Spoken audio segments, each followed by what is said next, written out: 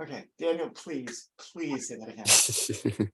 So it's funny how, 1,000 moons ago we were talking, before I ever did the rite, about the rite, about how, causing, you know, insane large scale changes, like giant weather catastrophes, hoopla, hoopla.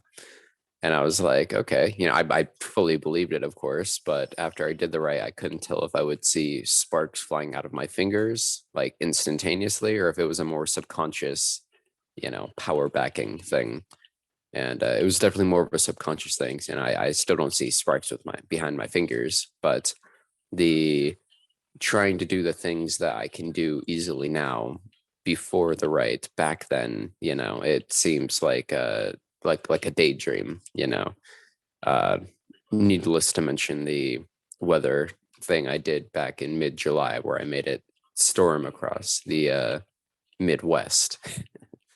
um, that would be a concept, a daydream.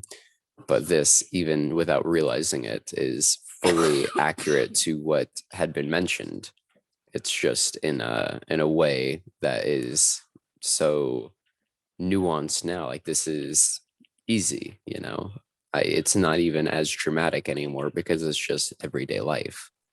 This large scale potential is just every day at the office. It's not even fantasy anymore, which is wild. But very very on spot. You said that it was possible with the right, and well, I'm able to do it afterwards, this many months after, with ease. Even it was only a couple months after the right that I did the whole weather stuff, and that was insane. And that was just on a whim as well. Right, like that's an oopsie doodles. This is why we have Oh to be yeah, careful that about that was yeah. There was a little too much oomph behind that, and then you know, tornadoes and hurricanes. Yeah, we got to be careful about that. And that's the thing is that when we're stimulating these energies, right, we're pulling them in from somewhere, right? And by Right, being in such tight unity with the connection to nature and to understanding where we fit in these things, we're able to weave them together like a thread, right? Like it's all the different fibers coming together to make the thread, which we then put into all of the processes, right? Like making a tapestry, it has to go through different stages of creation for these intangible thoughts. So how does it become the intangible thing that then becomes the tangible action? And so getting to the point of consciousness where you're doing these things intentionally, where you're stepping up intentionally from one level to the next of whatever it is that you want to become. That's where this stuff lies. That's where this stuff really grows in deep, is because you're starting the process and you're seeing how easy it is and you're seeing the rhythms and the synchronicities. And this is why delicacy in our actions. This is why being very specific and very controlled and being very, very, very limited on what we do, generally speaking, so that there's no bleed over into those thoughts, so that those moments of we got to do something are tempered by, hey, I got to be chill if I do something. So, it's like a nuclear scale chemistry. You have to stability and safety is the key, because without the stability and safety in mind throughout the entire project, you will have very large consequences to the environment around you, as a byproduct of the cause and effect. so Like there's the potential for absolute ruin, simply because, the environment around you was not properly precautioned from the byproduct of the cause and effect that happens. right. This is why creating secondary spaces, creating safe places, creating these kinds of removal areas, right, are so Right. important. Oh yeah. And going through all of this material. So, like, there's this event that's coming up.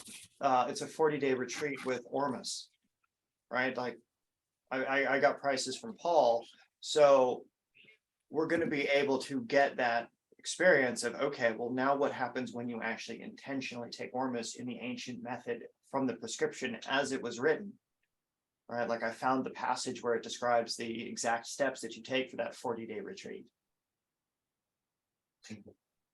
So that becomes an offering that we're going to be able to do in order to be able to put somebody not only in that state where they want that consciousness, but the missing link to be able to see the flows of energy and to be able to interpret the flows of being able to determine how they go and how they're layered comes from being able to take that ormus, comes from that next step of you've got your body in alignment.